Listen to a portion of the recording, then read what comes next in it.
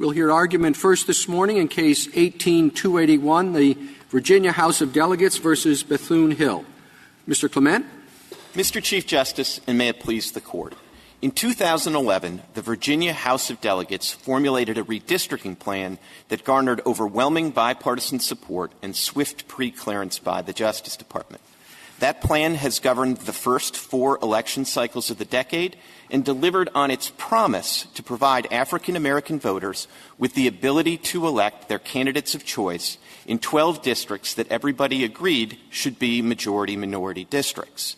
The basic choice for this Court will be whether that plan, duly enacted by the people of Virginia, will govern this last election of the decade, or if instead there will be a court-imposed plan formulated by a special master from out of state.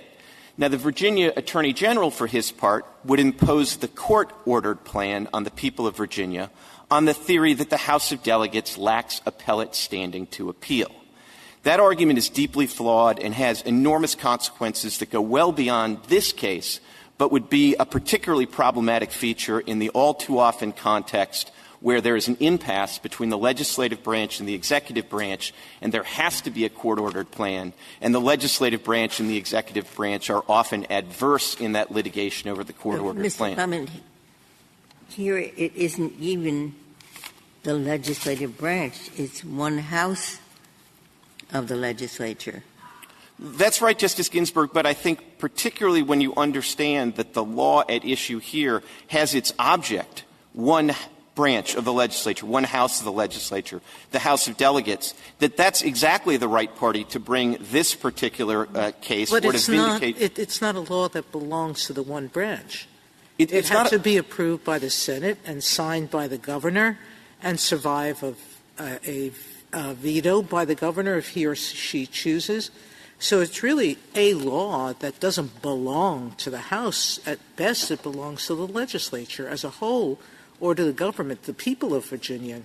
Justice Sotomayor, it doesn't belong to the House alone, but it does, in the parts that are challenged here, affect the House and the House alone. Please tell me why. It doesn't change the composition of the House.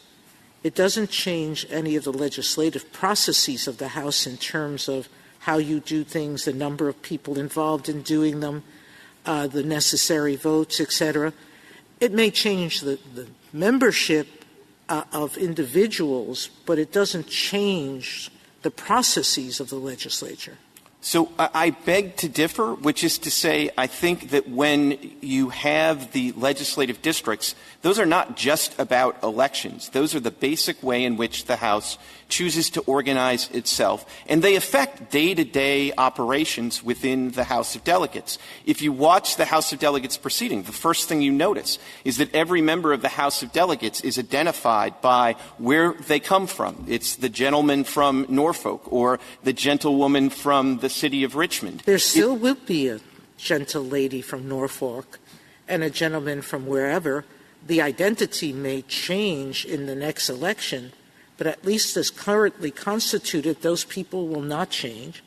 And yes, they may change later, but there's no guarantee that the legislature ever has the person they want to win an election in the House.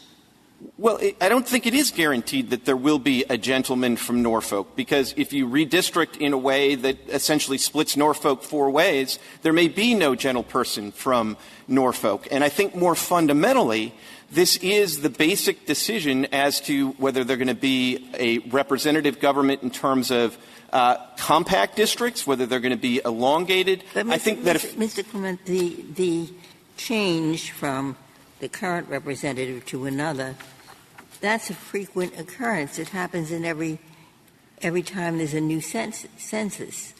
Different lines are drawn, different people will represent a constituency. I think that's true. I mean, I think there may well be an injury for Article III purposes with every decennial census. I don't think, and again, I think the principle that we're arguing for is not going to open up the House to be in front of the courts in lots of different situations. I think it really goes to this fundamental question of how they're going to constitute Mr. Clement, there are two, as I understand it, you're claiming standing on two theories. One is, and correct me if I'm wrong, one is that you're representing the Commonwealth, the other is that you're representing the House as an institution. Now, as to the first, Virginia says that that was not the basis on which you intervened below, and that this is something new that has come up. Is that correct, and if not, why? I don't think that it is correct. I think that it is true that when we intervened to separately represent the House of Delegates and the Speaker in his institutional capacity. And the State did not object to that intervention motion. So one thing I think it's just clear to understand is I don't take the State, and I'll obviously be corrected if I'm wrong, but I don't take the State to be objecting to the House of Delegates' ability to have separate counsel or to be represented by somebody other than the Attorney General. Now, so that was the basis for the intervention. As the litigation went on, it became clear that essentially the House of Delegates and their counsel were representing the interests not just of the House of Delegates, but of the Commonwealth as a whole. And that's based on what? On the arguments that were made? The arguments that were made were arguments that went to the interests of the Commonwealth? Yes, and the fact that most poignantly and sort of, I think, impressively in front of this Court, there was no separate briefing at all. There was no separate, really, appearance other than a letter that said that they were happy to let us carry the water. And I don't think it's an accident that in this Court's first opinion, when it used a shorthand to refer to the House of Delegates and the Speaker in his institutional capacity, this Court used the shorthand, the State. We were the only party here defending the constitutionality of the statute. We were doing that with the acquiescence of the Attorney General. And I think it's important, one other point I'd just like to make very clear is that if you look at the authorizing statute that the Attorney General is relying on, there's no separate provision for appeal. So as a matter of State statute, it's not like the Federal statutes where there are very specific provisions separately addressing appeal and the Solicitor General's role. Well, I would be very uncomfortable trying to decide whether, as a matter of Virginia law, anybody other than the Attorney General can ever represent the Commonwealth, or whether the House under some circumstances can also represent the Commonwealth. That's a question of Virginia law. And if that issue is before us, there would be an argument for certifying that question to the Supreme Court of Virginia for a determination, because I think it's a hard one for us to make. The Supreme Court of Virginia has allowed the House to intervene under some circumstances, and we don't know exactly what the theory was. That's true. I think our alternative argument allows you to avoid having to decide that, and I do think it is a straightforward way to decide the standing question, and it is one that is strongly suggested by the Beans case of this Court. Before you go to the alternative argument, on the representing the State, even supposing that you're right, actually it seems that you're right, that throughout some part of this litigation, the Attorney General's office was very happy to have the legislature do most of the work. Are you saying that that affects a kind of permanent delegation to the legislature to continue in that capacity, even if and when the Attorney General's office decides, actually something has changed, there now comes a point where we want to resume the head representative role? The answer is yes. I mean, I think that at a certain point, whether you think about it in acquiescence, whether you think about it in forfeiture, at that point they forfeited the ability to insist that they have the exclusive right to represent the Commonwealth. That's a pretty extreme statement on your part. If I make the assumption that Virginia law doesn't permit you to represent the State, it's only an assumption for the sake of argument, to now claim that they're saying you can carry the water now, but I can't fire you and carry my own water when I want to, that's a pretty bold statement that we're going to permit that kind of forfeiture, basically, argument or acquiescence argument to be made.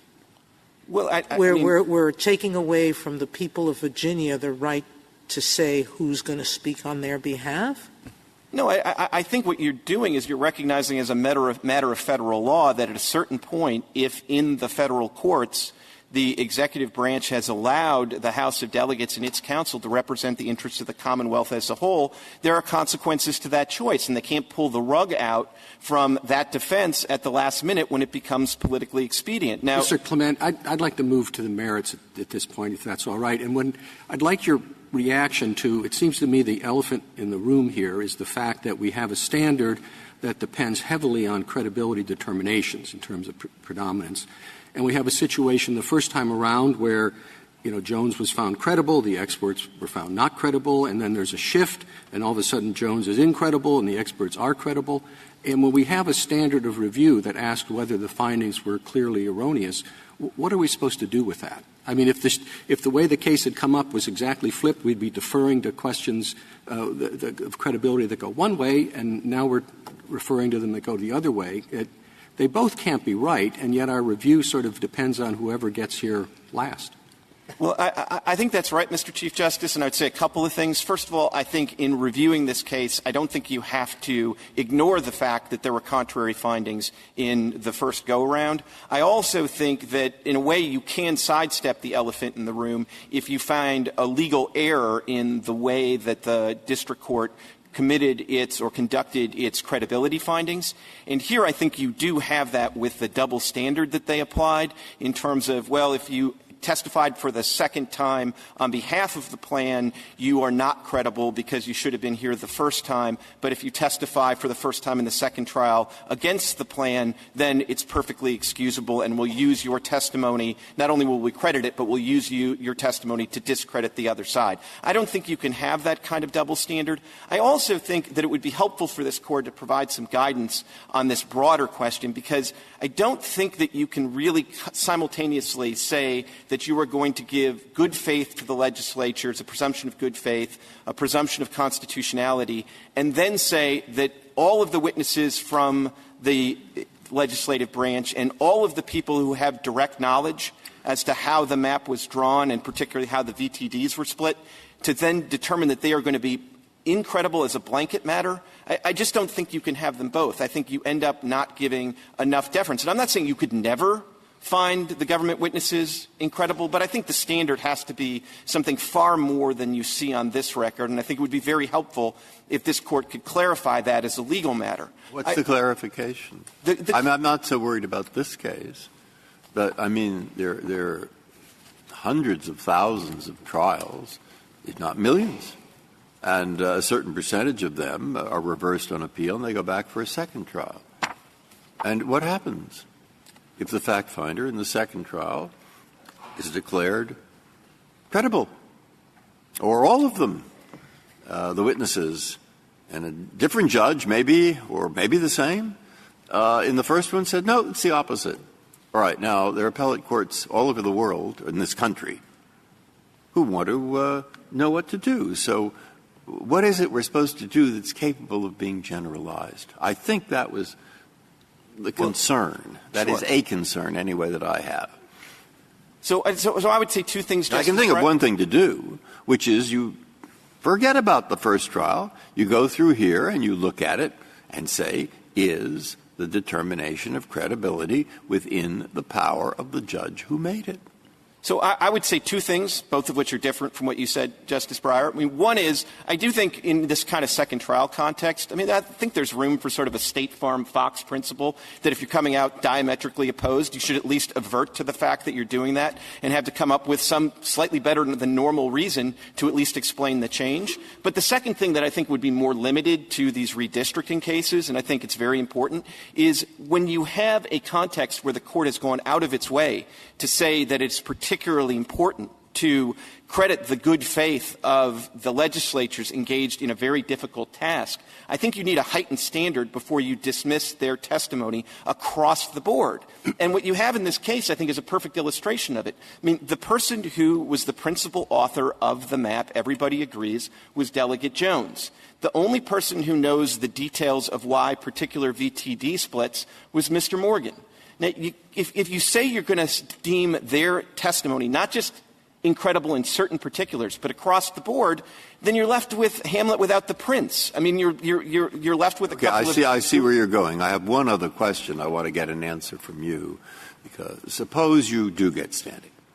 Suppose you're right. No, you're wrong about the first half, which is that suppose that we find they're okay in saying that race was used predominantly. Then we get to the question of, well, was there a good reason for that? And the reason they say was compliance with Section 5. And the court here says, no, it isn't. That isn't a good reason, because what you did is you took a 55% black voter standard and you used it for all 12 districts. Now, they elaborated on that, but that isn't a very good – it can be a little bit more tailored than that. Some districts, yes, maybe. Some districts, no. But the House made no effort whatsoever. They just used this 55% standard for all. Now, what do you say in response to that? So I want to be very responsive to what I take to be sort of a strict scrutiny question. I'd like to take 30 seconds, if I could, on your premise, which we're already past predominance. I would say that before you get predominance, and when you ask whether the district court committed a legal error, you have to take a hard look at HD 92.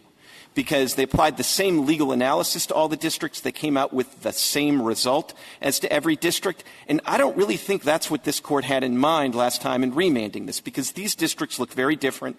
And HD 92 is an awfully hard district to say that race predominated, because it went from a BVAP of 62.1 to 60.70. So the 55% floor really had no effect on the district. It went from 3 split voting districts to 0 split voting districts, and it became more compact and entirely within the city of Hampton. But if you think, nonetheless, that race predominated even as to HD 92 and you get to strict scrutiny, then I think the problem with the idea that there was a legal error here in using the target developed principally in HD 75 and the other districts, the reason that can't be a legal error is it asks too much of the state legislature in contexts like this, where you're dealing with districts that are all in the same basic part of the state. Maybe that's a Northern Virginia perspective on this problem, but these are all districts that are closely related to each other in southeastern Virginia. But even more importantly, they all have the same basic problem when the legislature is confronting these districts, which is everybody, I think, agrees that these districts perform very differently in off-year House of Delegate elections than in presidential elections. So you can have the district-specific information about how many people voted for President Obama in these districts, but I think everybody really agrees that what you really need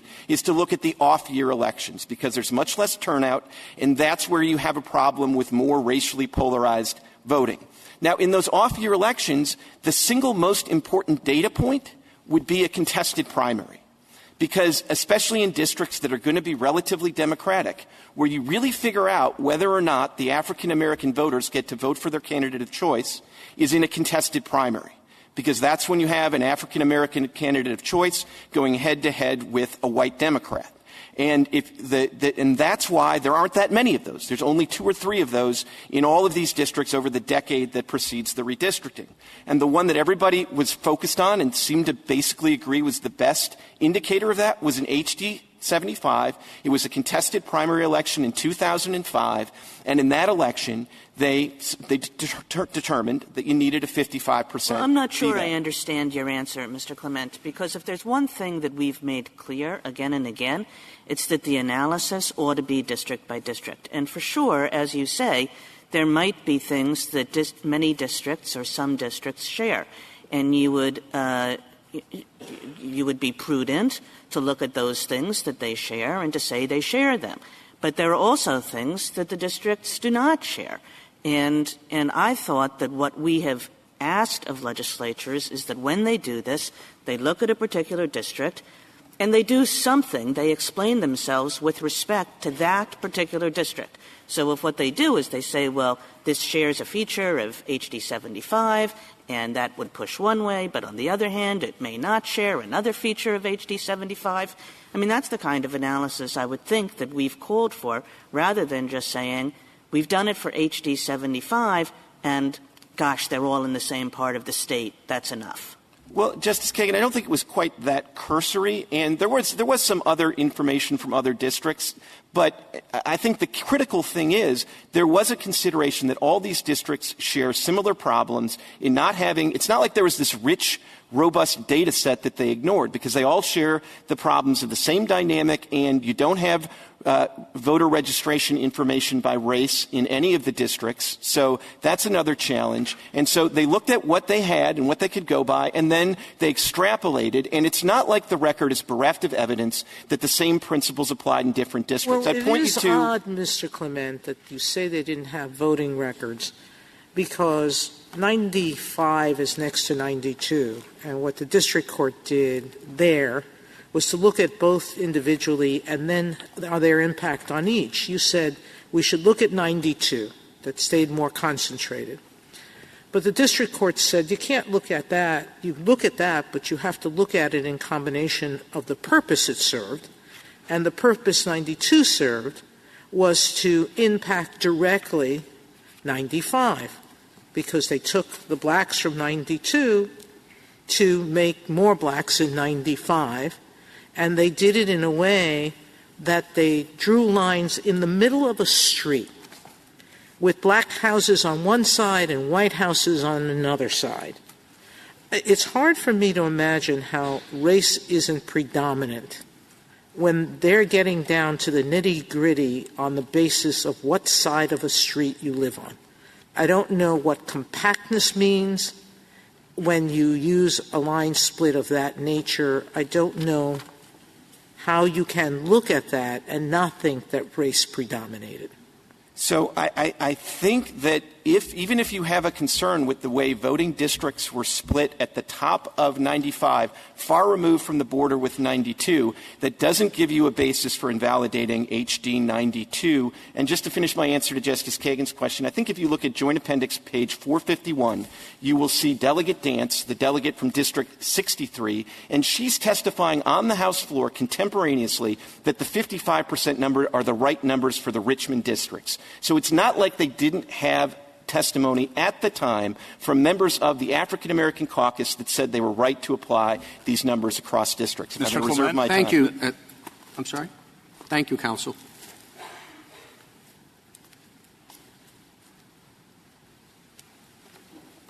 Ms. Ratner? Mr. Chief Justice, and may it please the Court, I have 2 points on standing and 2 on the merits. On standing, the House as an institution isn't harmed by changes to individual district lines. And while states can authorize legislatures to represent them in court, Virginia hasn't done so. Well, on that first point, injury, in fact, must be concrete, but it doesn't have to be big.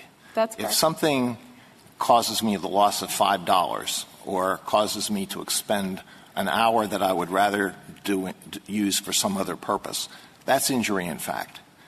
Is it conceivable that this does not have even that kind of an administrative impact on the House of Delegates? I think so, Your Honor, because what we're talking about here is potentially an effect for current incumbents in their capacity as candidates for re-election prospects. And so we're not talking about the current House having any injury. The House, I would think, is agnostic as to which individuals are selected. I mean, it's hard for me to believe that doesn't cost them one dime. I mean, maybe they publish a map showing the current districts, and they'd have to publish a different map. Maybe they have to print new stationery. Maybe they have to print new labels for offices or for the desks of the delegates. And injury, in fact, as I said, does not require a lot of injury. It has to be concrete, but it doesn't have to be big. Well, at a minimum, though, Justice Alito, it requires evidence of that injury, and all that we have from the House here is a statement of what this Court described in Whitman against Person Hubela as a non-obvious sort of injury. That's not sufficient to support standing unless there's evidence or affidavit saying just those types of things. Well, when were they supposed to do that? At what point was their standing challenged so that they would have an obligation to come forward with evidence? You know, it's a little bit unusual given that this standing issue first arises with respect to this appeal. They could have introduced evidence when they intervened, and I would think at the latest the standing issue was challenged with respect to seeking a stay, I believe in July, and so there could have been some evidence introduced at that point. Suppose that you're right that the legislature has no interest in who is going to represent each district. But I understood Mr. Clement to be making another argument, which is the legislature does have an interest in representational processes working correctly, and that what something like this does is it confuses the representational process. It essentially blurs lines of accountability because nobody knows who it is that they're supposed to be representing. Are they supposed to be representing their old constituents, or are they supposed to be representing their new constituents? So there are divided loyalties, there's blurred lines of accountability, and that all of that is actually integral to the way a representative institution is supposed to work, and such an institution ought to take an interest in those kinds of things. So let me give you two responses, Justice Kagan. The first is that I don't think it's true that there are current blurred lines of accountability. In fact, under the Virginia Constitution, Article 2, Section 6, it's clear that legislators represent their current district. So there's no sense in which there's actually a divided constituency unless we're talking about a current legislator who represents one district and sort of has her mind on a future district in which she'll campaign. I think the second point is that to the extent we're talking about just there may be generally less responsiveness or concern about this as a procedural matter, I do think then we're pushing more toward the type of generalized grievance. It's not clear to me why the House as a body would have a particular interest in that beyond what voters and people in the state of Virginia do. I think another way to illustrate why this isn't really a House-specific injury is by thinking of this maybe not quite as a zero-sum game, but certainly some current members are going to be benefited by line changes, others are going to be harmed, and it seems a little bit strange to say that the House has a dog in that fight. How do you distinguish Beans, which seem to deal with a lot of these same issues? Well, Beans, it's hard to know exactly what to read into it because that decision just talks about standing as equivalent to intervention, and we know that that's not appropriate. But even putting that to the side, we do think that type of injury that could have been addressed there is different in kind, not degree. And that's because why do you say in kind? Just because reduction in the size? Because I think when you change the size of an institution, particularly when you slash it in half from 67 senators to 35 senators, there are going to be more of these intuitive types of harms of the sort that Justice Alito mentioned before. There may be changes to committee structures, to rules for voting, rules for a quorum, and at least we can imagine some institutional specific harms there. Whereas here what we're really talking about are changes in the 100 members who may sit in the House's seats. And that's just not a harm that the institution itself suffers. It's agnostic as to that question. Well, what about the proposition that it does change the nature of the entity if you are moving away from compactness and contiguousness? For example, I guess the example is you may not have representatives who really are, this is Richmond, that's what I represent, but they're going to have part of Richmond, they're going to have part of somebody else, and that changes the nature of the dynamic in the House. Mr. Chief Justice, I would give the same response that I gave to Justice Alito before, which is to the extent that that's really what we're talking about, there has to be some sort of evidentiary showing for those types of standing allegations.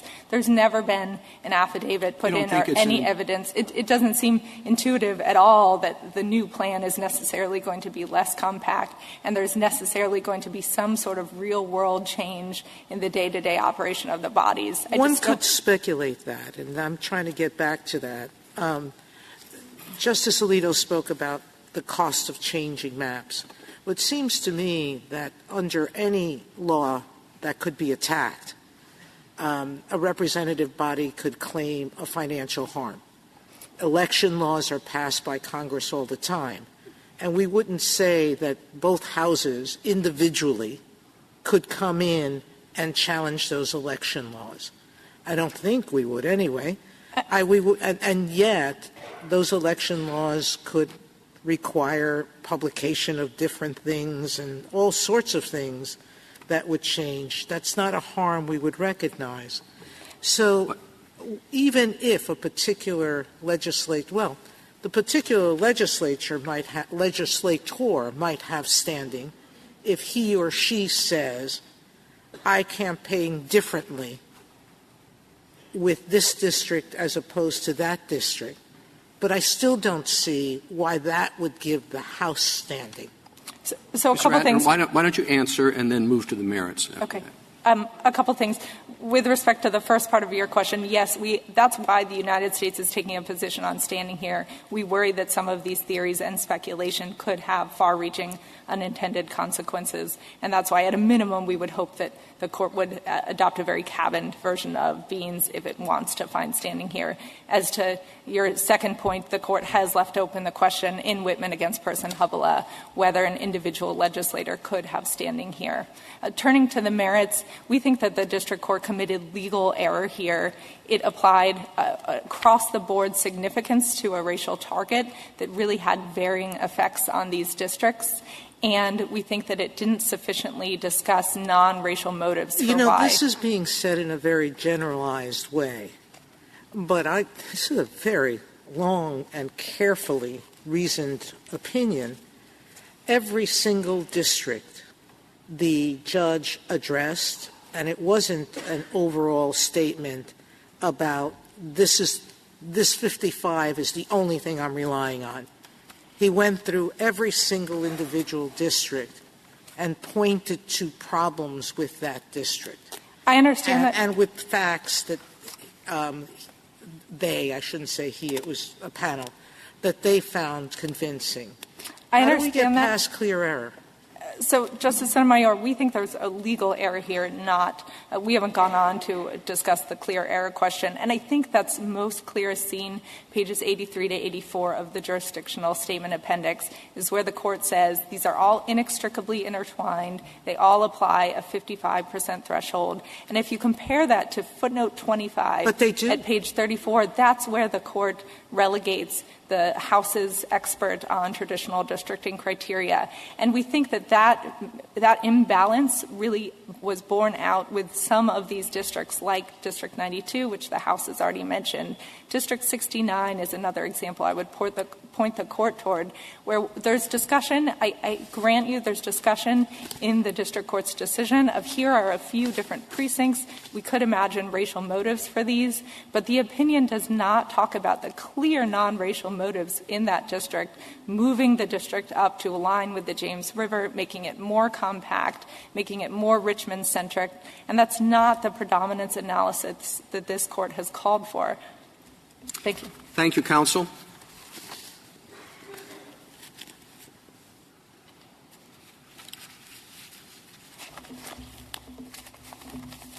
Mr. Heitens.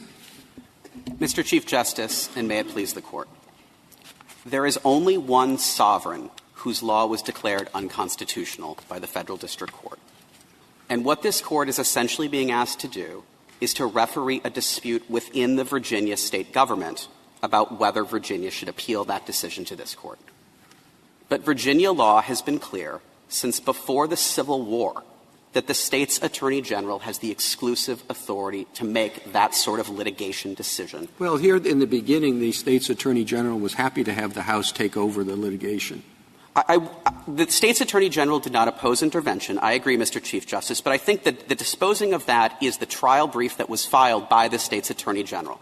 This is at JA 3861, where the attorney general made very clear that that the attorney general, on behalf of the 6 named defendants and on behalf of the Commonwealth, was allowing the defendant interveners to take the lead in the litigation. But he did not say, and has never said, in this 9-volume joint appendix, you will find no statement by the House that they are purporting to represent the Commonwealth of Virginia, much less the 6 named defendants.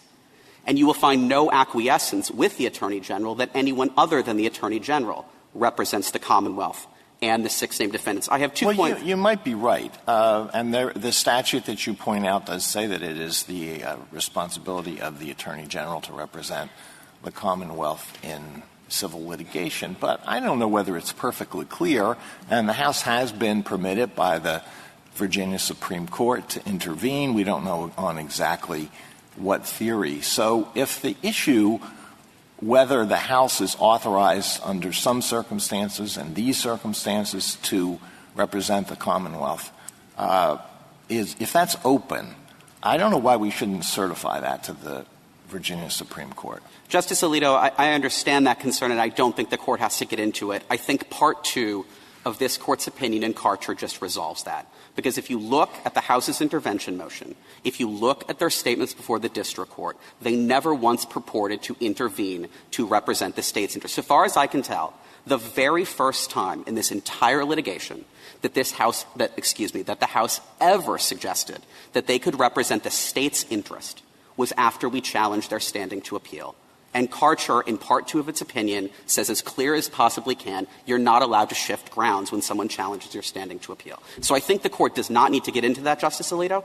Let me go to the question about divided constituencies. There was a question about that. I have two quick responses on that. I don't think that can be a viable theory of standing for two separate reasons. Reason number one, if that were true, then this Court's decision in Whitman was unanimously wrong. Because all three of the Congress members in Whitman could have said, as a result of this remedial map, I'm going to represent a new constituency. And the Court did not say they had standing on that theory. The Court never even entertained the idea they had standing on that theory. Reason number two, if you adopt that theory of standing, it will have serious federalism implications because you will be taking away the state's ability to decide for themselves. What do you suggest? I mean, the way you want it with no standing, you have a Democratic House, a Democratic governor, and they don't like the plan, they don't like the court decision, they'll appeal it. Or Republican, same party, same thing. But you get a Democratic House and a Republican governor, or a Republican House and a Democratic governor, and it could be the worst plan in the world, or it could be the best plan in the world, or the court could be wrong, or the court could be right. But one thing for sure, nobody's going to be able to attack it. It's the House's plan. If you say they can't attack what the court did, then who can? The governor won't, because he likes it politically. So who will? Well, Justice Breyer, my fundamental submission is that this is a who decides question. This is a classic question of who makes the decision on behalf of the state. And Virginia has made one choice. Now, we're not suggesting that am I right in saying where the government is divided between the parties, then, in circumstances like this, nobody will challenge it? I don't.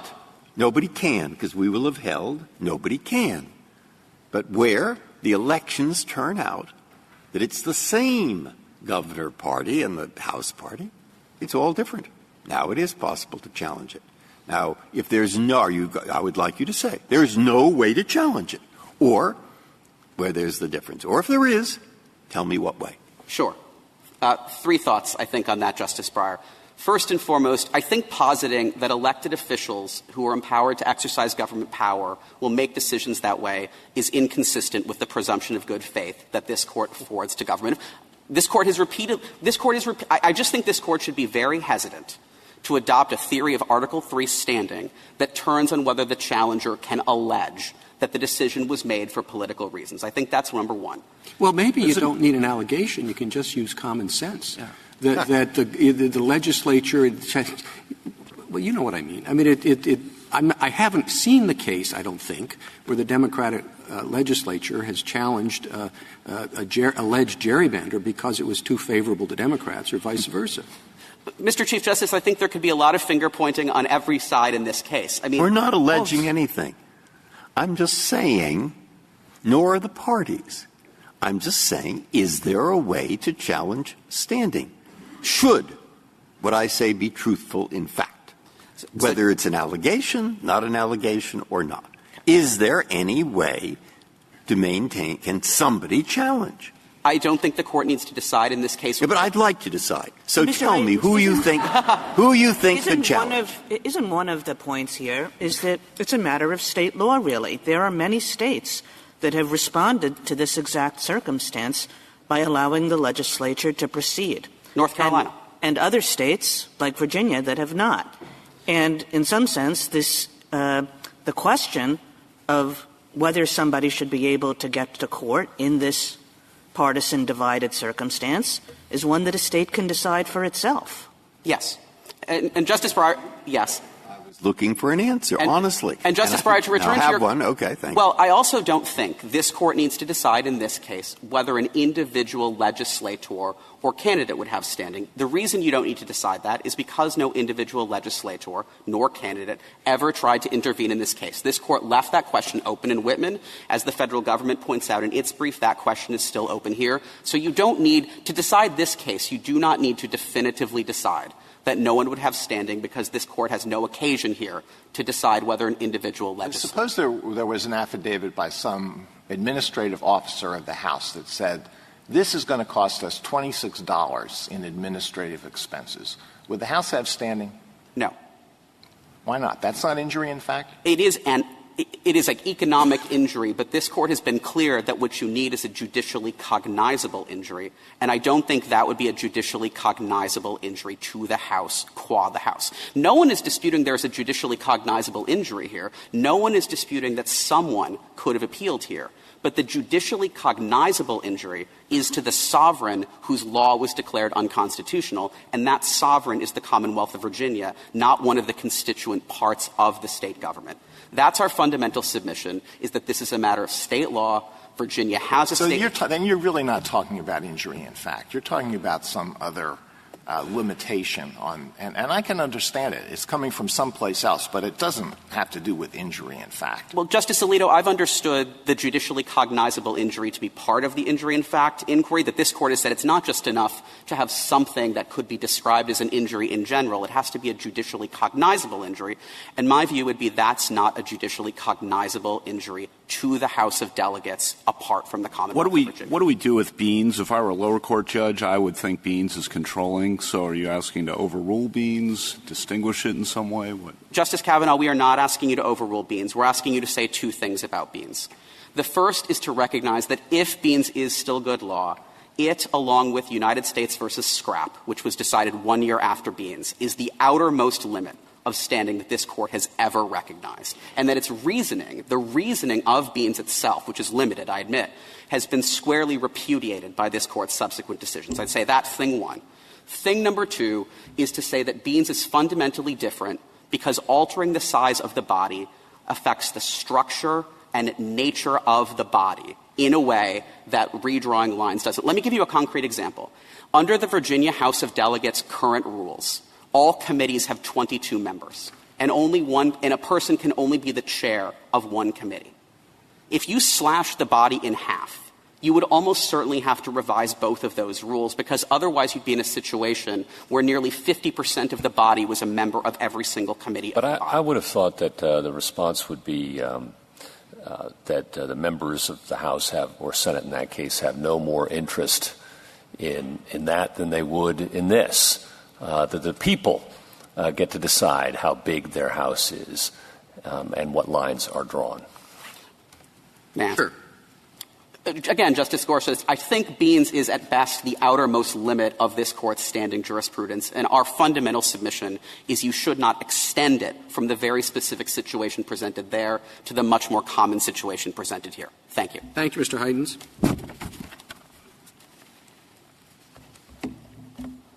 Mr. Lies. Mr. Chief Justice, and may it please the Court. It is not in dispute in this case that the Commonwealth of Virginia adopted a one-size-fits-all 55% racial rule that had a direct and significant impact on the drawing of district lines in each of the 11 challenged districts. Voters were placed within and without of the district based on those lines. Well, what the federal government Solicitor General says is that you're right, but it was too extreme, that they didn't look at other factors that had to do with the redistricting, but sort of the flip side of the prior error, that they just looked at the Court was wrong in reviewing it to simply look at that same statistical figure. Well, I don't think you can fairly read the district court's lengthy decision and say that it didn't look on a district-by-district basis. Obviously, to use a phrase that Mr. Chief Justice, you used, the elephant in the room in this case has been the 55% rule. So it would be odd for the for the opinion not to address that rule at the outset, but it did, in fact, do a district-by-district analysis. Well, I actually had a different elephant in mind, which is the fact that the prior judicial panel found, A, B, and C credible and D, E, and F incredible, and then the different panel found the exact opposite for the exact witnesses. And that, I understand, is a basic element. If you're looking at a case, the clearly erroneous standard applies, but it seems an awkward position for us to be in saying, well, these directly 180-degree findings are clearly or are not clearly erroneous, when we would have found the exact same thing the other way if that panel had been before us. So I'd offer two answers to that, Mr. Chief Justice. The first is a factual matter in this case. After Bethune-Hill won, when this court remanded the case back to the district court, the question that the district court faced was what to do next. It was at the insistence of the appellants in this case that the record be reopened and that further testimony be heard. And in fact, if you look at ECF 146 Note 4, the reason they gave why the record needed to be reopened was so that the new judge who had been assigned to the three-judge panel could hear witnesses and make credibility determinations. So it is an odd circumstance indeed for my friend to now be suggesting that having urged and successfully, over our objection, I might add, reopened the record so that the new member of the panel could hear credibility determinations to now be complaining about Right. No, but I understand. But whether or not that's significant depends on how much weight you give to the new evidence. But, I mean, the reality is that everything Jones said was the truth the first time, and now everything he says the second time is not. And it just seems to me that it strikes me as a little awkward to apply the very deferential, clearly erroneous standard when you've got this other findings that are the exact opposite. So that brings me to the second point, which is this court in Cooper faced a more extreme version of that, as you recall, where you had the state court had found one set of factual determinations with respect to why the North Carolina map had been drawn a certain way, and you had the federal court using essentially the same basic set of facts weigh the evidence the other. And this court had to decide what to do in that instance and applied what was the appropriate rule there and the appropriate rule here, which is that the case before it is the case for which that deferential clear error review is appropriate. These three judges had the benefit not just of the evidence in the second trial, but the evidence in the first trial. So who was in a better position to adjudge whether Jones was credible? Three judges who saw him once, or three judges who could compare his first testimony to his second, as well as the testimony of additional witnesses. Obviously, the second panel had more information regarding Delegate Jones and the experts and the other witnesses. Everyone agrees here that there needed to be 12 majority-minority districts, right? We agree that there were 12 majority-minority districts under the benchmark plan and under Section 5. So I'll take that as a yes. Well, they had to do a functional analysis, Your Honor, and what that meant is that they needed to prove that there was not retrogression. Right. Whether retrogression would leave them at 50.1 or 49.9 is part of the inquiry that would have been done. If you have to have a majority-minority district, and I thought it was also widely agreed that a bare majority would not be good enough for any of these districts. And then you consult with the Black Caucus, and you consult with others, and everyone agrees it has to be more than a bare majority. I'm wondering why 55 is so problematic here, given that the states have to have some flexibility. I don't know, pinpointing 53.5 versus 54.2 versus 55. When they've done the kind of outreach and consulting, everyone approves. The Attorney General, the U.S. Attorney General pre-clears. Just like your response to all of that. Sure, Justice Kavanaugh. I'd offer three responses. The first is that I don't think the trial record is fairly read, and the district court certainly did not find that Delegate Jones consulted the entire Black Caucus. His original testimony was he consulted everyone, then it was he consulted some. Is it correct that the Black Caucus was supportive of the plan? I think that members of the Black Caucus testified in the second trial that they were told that and this is their words, the gospel according to Jones was that every district had to be 55%, and for VRA compliance, and they assumed that was correct.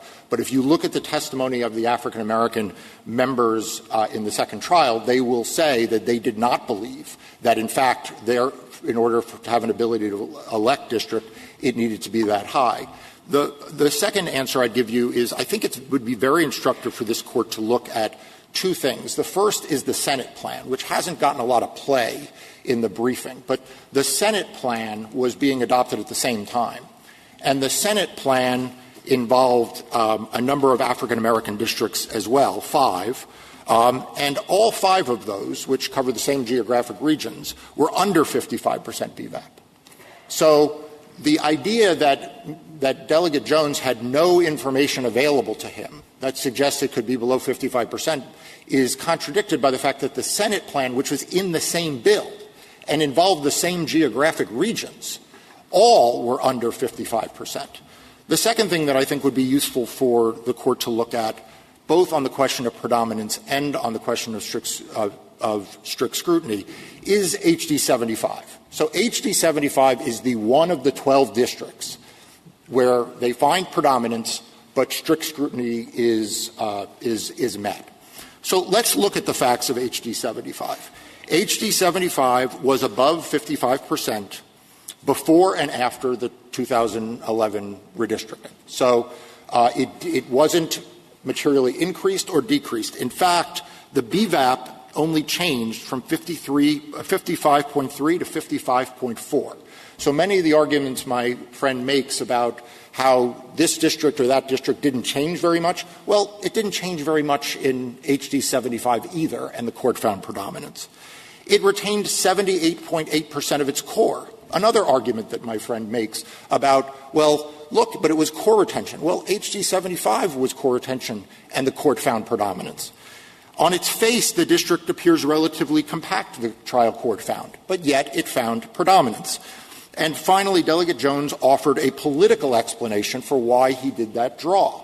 Again, something that is offered here. The facts of HD 75 are not very different in terms of finding a predominance than the districts that than District 92. But again, if a state faced with these facts said we're going to do 52% or 53%, they would be hammered from the other side saying you are discriminating against African American voters because you're not giving the voters a sufficient opportunity to elect the candidate of their choice. And so they do more here by going with 55. And I guess, again, on the state flexibility point, I'm just wondering how a state can try to comply with the demands of the Voting Rights Act on the one hand, and as you started with, the demands of the Equal Protection Clause on the other, in this narrow band between 51 and 55. So, Justice Kavanaugh, let me articulate it this way.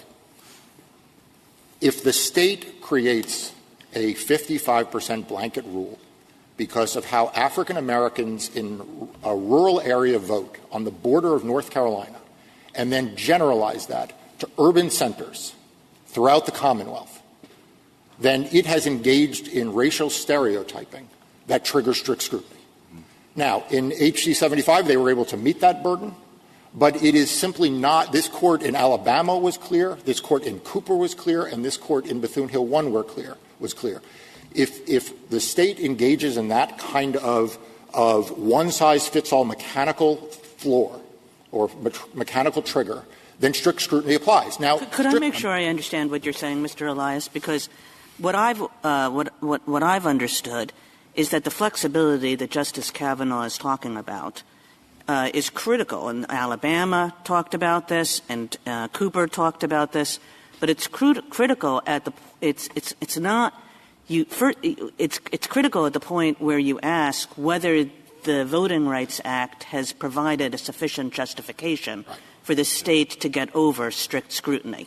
And there, we don't expect the state to actually have the exact number. But it's not relevant to the point of whether race has predominated in the first place, is it? No, Your Honor. I've been assuming predominance. So. Oh, I'm sorry. Then I misunderstood. So on strict scrutiny, look, the truth is that all the state of Virginia had to do was come in with a good reason. And in this case, they came in with no reason. And it's really honestly that good simple. Reasons complying with the Voting Rights Act to ensure that African-American voters have the opportunity to elect the candidate of their choice. But they weren't. And it's pre-cleared by the U.S. Justice Department. Well, first of all, there is nothing in the record that suggests that they drew this plan to comply with Section 2 of the Voting Rights Act. The sole argument in the record was that it was necessary to comply with Section 5 of the Voting Rights Act. And that case is Alabama. Alabama already said that a misunderstanding that you need a racial that you need a mechanical test to meet preclearance misunderstood what was required under Section 5. It was not consistent with what DOJ practice was. It was not consistent with DOJ guidelines were. The state of Virginia could not have believed, if it had looked at Section 5 guidance, that it needed this 55% rule statewide to comply. And, in fact, the Senate plan, which was in the same bill. Well, DOJ pre-cleared it, though. DOJ pre-cleared it, but DOJ was not charged with looking at whether it was a racial gerrymander or not. They were solely charged with looking at whether or not it retrogressed. The Alabama plan had been pre-cleared that was struck down by this court. Mr. Rice, if I could go back to the predominance inquiry, one of Mr. Clement's arguments, I think, is something like, well, if you have this 55% non-negotiable target, that might be evidence for all districts, but it doesn't get you over the bar for all districts, because there might be some districts, they're way over 55%, so that you can move people in and move people out and never really think about the 55% target in anything that you're doing. And that what the court got wrong here was not recognizing that fact. So why isn't that right? Well, for two reasons. First of all, I think the court addressed district by district that there were, in fact, black voters moved based on race on a district-by-district basis. And that's part of the reason why, Justice Kagan, I pointed you to the facts of HD 75, where predominance was found, and BVAP went from 55.3 to 55.4. The test is not whether BVAP stayed the same. The question is, when you had to add population as a whole, did you choose voters based on race? And if you look at Joint Appendix 2782 to 85, you can see the BVAP moved in and the BVAP moved out in each of these districts. And the numbers, frankly, are fairly startling. HD 71, 9,674 black voters were moved in, 2,000 black voters were moved out. HD 89, 8,000 black voters were moved in, 3,900 black voters were moved out. Well, this is in a context where you are required to consider race to comply with Section 5 of the Voting Rights Act. Correct. And Your Honor, had the Commonwealth of Virginia done even a modicum of district-by-district analysis, this would be a very different case. If it had done the same analysis that the state Senate did, we wouldn't be here. If it had done the same thing that was done with respect to Delegate Tyler's district in HD 75, we might have been here, and I would have lost, as we did the last time when we challenged HD 75. But in these districts, it is virtually uncontested, and it is certainly not clear error that in the words of the district court, the legislature engaged in no analysis of any kind, and that's JS App 88, no analysis. Thank you. Thank you, counsel. Mr. Clement, you have 3 minutes remaining. Thank you, Mr. Chief Justice. Just a couple of quick points on standing and on the merits. First, on standing, I don't think you can underestimate the impact of this case and the decision below and the remedial order that follows on the House and the way it operates day to day. The remedial order reconfigured 25 of the 100 seats. That's fully 25% of the House's seats. That's much more than a peppercorn. I don't think the solution is to get 25 individual members here. And I think it's a mistake to think of the districts that basically set up the basic representational structure of the House. Mr. Clement, what do we do now? If we rule in your favor and say that every House that creates a plan has standing, we invite complete discord in a state over who represents the interests of that law. I don't think there's any discord So because my friends on the other every House body can come in, so can their Attorney General, presumably and possibly some individual members. I mean, this is a radical new step. I don't think this case has anything to do with whether the members are going to come here. I don't think having 25 members with standing is better than having the House, especially when these basic lines that determine how they're going to be organized are critical. I also don't see how you could not recognize standing here without overruling your decision in Beans. I mean, Beans may be a more extreme version, but it's the same. Hasn't been cited, Mr. Clement, in 30 years. Beans was of an age when there was a much more relaxed view of standing than there is now. I don't think that decisions come with expiration dates. The fact that you haven't cited it in the last 30 years doesn't mean that you wouldn't have to overrule it, and I don't think you should. And I think the important thing is that even if there's a difference in degree, as Justice Alito suggested, even a $5 injury is injury in fact, there's much more than that, and it goes to the heart of how this House organizes itself. Just on the merits, 2 quick points. First of all, I think it would be a huge mistake on predominance to just say this is clear error and be done with it.